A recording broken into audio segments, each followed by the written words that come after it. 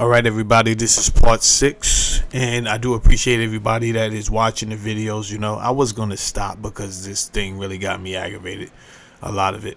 And but I got to keep fighting the power because I'm really doing this to expose the hypocrisy amongst the people that tear down the black community and how they make it try to seem as if it is morally and ethical and built on principles. The street life. Street life is not black culture. It's not. It's just street culture. That's what it is. And because many people of color experience poverty, many times, many of us have dipped into that culture. However, many of us have found a way to say, you know what, I gotta leave this. I gotta leave this, right? And anyone who has done that, they don't wish the youth to go down the same path. They're like, yo, I got a better path for you. So that's why I'm doing these videos, So we're watching. This is part 6 of a someone that was hired to kill somebody else, according to the paperwork. Supreme McGriff hired Manny Dog, and we're just listening to his part right now. There's other version. There's other people that was hired. They're all telling on each other. So the person he hired is telling on him and telling on others that was involved, and then we didn't even get to them yet. You understand? So what we're gonna do is we're gonna stay on Manny Dog for now. We're gonna stay on Manny Dog. Let's go. What do you remember about the conversation? I remember him telling me that time was of the essence, that, well, he was trying to explain to me, which I later found out was, it was a little different, is that these guys was also trying to kill Irv Gotti, was trying to actually rob him and extort him. Okay, who was Irv Gotti?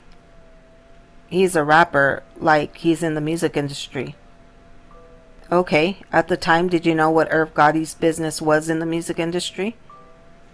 Yeah, I knew who he was. Who was he? Just a producer. He ran a company. What was the company called? Murder Inc. Yeah, so as a you could speak reality. You could manifest reality, right? And as a man thinketh in his heart, so is he. Right? And in the beginning was the Word. And the Word was what? The Word was God. So therefore, you got to really watch the things that you speak. Right? So by just naming your company, Murder Inc., right then and there, I always felt that was a bad idea. Naming your company Death Row and then ending up in jail, I always thought that was a bad idea. Naming your company Bad Boy and then to be just the highlight of all negative conversation, I always thought that was a bad idea, right? But to each his own. And did that company have any famous artists that made the company well known? Gyro and Ashanti. And did you learn anything from Supreme about his relationship with Irv Gotti? Yeah, that they was good friends. What else did McGriff tell you then? He told me that he had other guys that was looking for the guys that he wanted me to kill too, so... And what was the context of him telling you that? Try to get us to do faster. Did you have a discussion at that point about whether you were going to be the one to kill the person or whether you needed additional people? Yeah, he said I needed more people, like 3 or 4 guys. Okay, did he tell you how many people it was that... Did McGriff tell you how many people he wanted dead? Yes, 4. It was 4 guys. Did he share the names with you at that point? Yes. What were the names? Big Nose Troy, E Moneybags, a guy named Homicide, and another guy named Green Eyed Born. Oh, Jesus.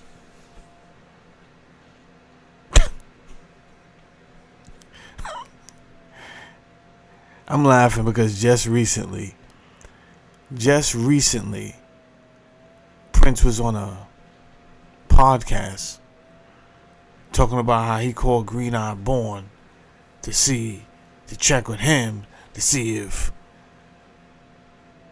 what's this guy? Yo, Brian never sent you any money, man?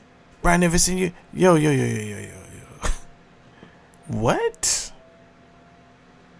They tried to get Green Eye Born murked, bro. Like, what are we talking? Why you on my phone, bro? No, that wasn't me. That was my uncle. This is what I'm trying to explain to y'all. I don't know why y'all take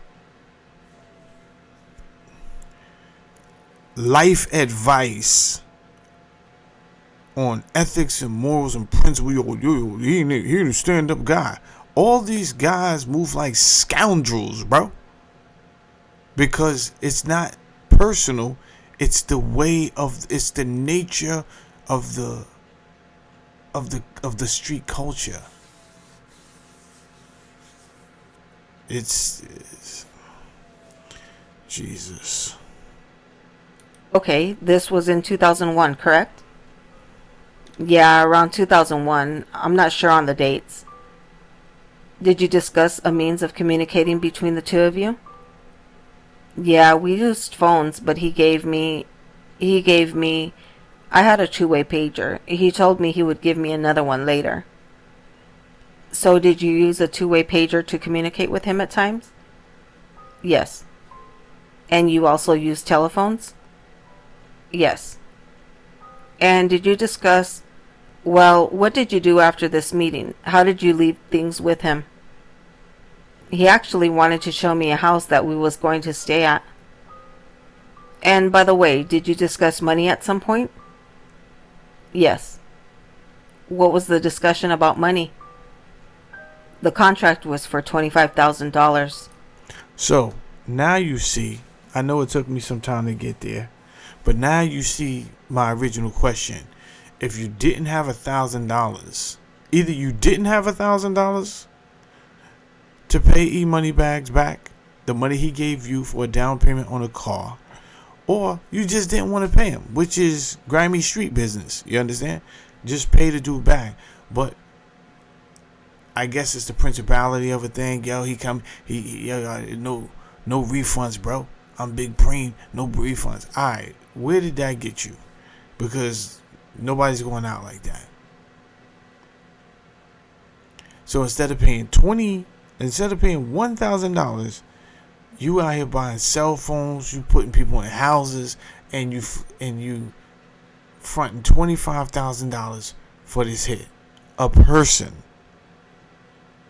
That's $100,000. Where are you getting $100,000? You didn't have $1,000 to pay back. Where'd you get $100,000 from? That's rhetorical, by the way. Don't answer that and incriminate yourself. But it doesn't make good sense to me, is my point. $25,000? A person, per person. Per shooter or per victim? Per victim. And you said that McGriff wanted to show you a house? Yeah, he took us to a house in Queens. Can you describe anything about the house? All I remember is the house was close to like a little pond. Alright, I am going to show you what's been marked as Government's Exhibit 2002-A, 2002-C, and 2002-D for identification. And I will just show them all to you. Do you recognize 2002-A? Yeah, that's the house. Okay. I don't know why people think that the feds or the authorities are just stupid people. But, yo, if you're thinking about doing crime, you just might want to think about it a little bit harder. Because I'm telling you, they get paid to come and do what they love. They got all the time to be nosy. They got all the best equipment to be nosy and get the job done. And they get paid for it. This is the house that McGriff showed you? Yes. 2002C. Do you recognize that? It looks like the pond I was just describing. Okay. And 2002D. Do you know if that's near the house? Yeah, that's a little further on the left. On the right side, my right side of the house, it's the street, an avenue. Same street and avenue, just not right here, near the house? Yes. I'll move exhibits 2002A, C, and D as in David into evidence. Alright, no objection, they're in. What is it that McGriff wanted to show you about this house? Just where me and other guys would be staying. What do you mean by staying? Like when we came to Queens, because when we came, we didn't really know what the guys looked like.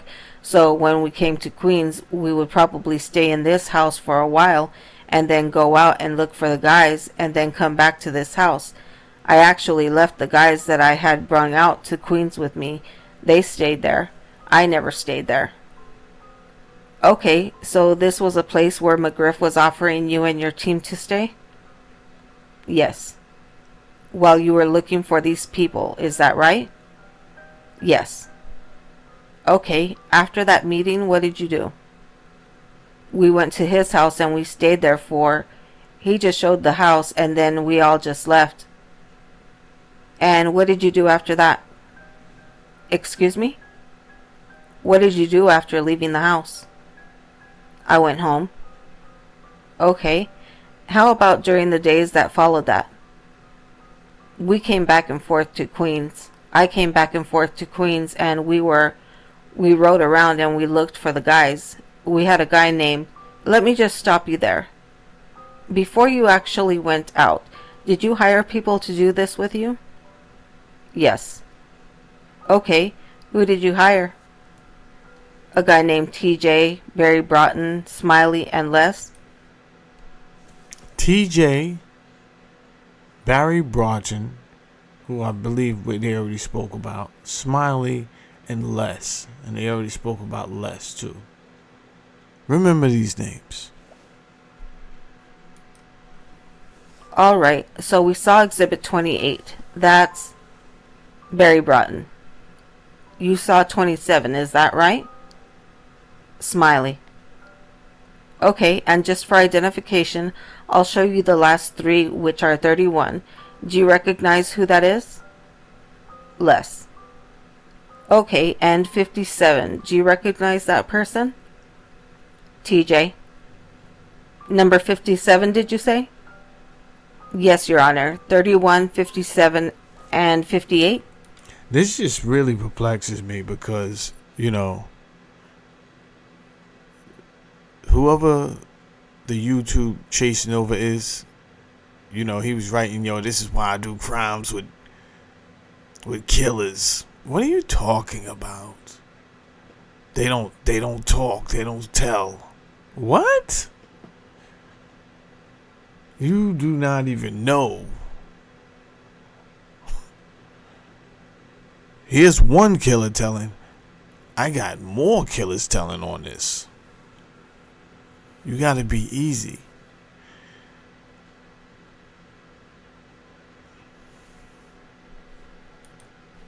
Who is 58? Show him 58. Who is that? Les. So, Les again? I'll cut that down to 57 and 31. I'll move both of those into evidence. This may be a good time to take our mid-morning break. We will return in 15 minutes, 10 to 12 o'clock.